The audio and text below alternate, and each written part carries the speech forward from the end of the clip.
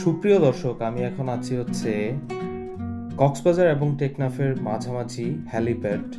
এবং মানে আপনি এই জায়গাটা আমি যখন খুঁজে পেয়েছি, আমার কাছে মনে হয়েছে আমি যেমন স্বর্গ খুঁজে পেয়েছি। আর টেকনাফে ঘুরতে গেছি আমরা, কিন্তু কাঁকড়ার বীচ দেখি নাই। এটা খুবই মস্ত বড় একটা ভুল আমাদের জন্য।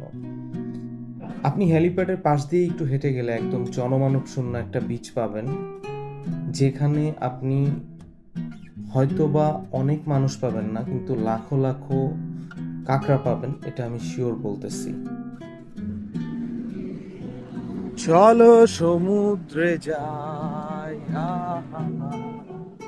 সমুদ্র সমুদ্র ভিজতে যাওয়া সমুদ্র।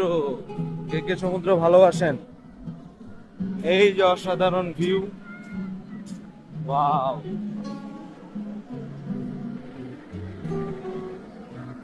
সমুদ্র বিলাস, সমুদ্র দেখতে এসেছে সবাই।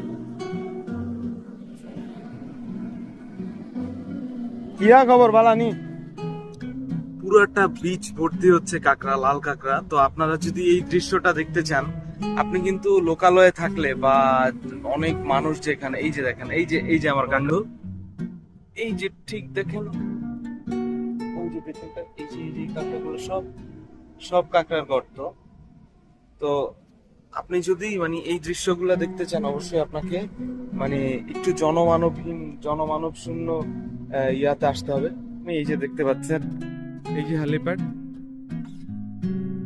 তো হ্যালিপ্যাডের ঠিক এখানটাতেই দেখতে পাচ্ছেন অসংখ্য কাঁকড়া রে বাবা। এমন দৃশ্য তো কখনোই দেখিনি। এই যে দেখতে পাচ্ছেন, এই যে কাঁকড়া, এই যে দৌড়াচ্ছে, এই যে দৌড়াচ্ছে, ওরা খেলাধুলা করতেছে। প্রকৃতির আসল সৌন্দর্য দেখার জন্য আপনাকে একটু কষ্ট করে ভিতরে আসতে হবে।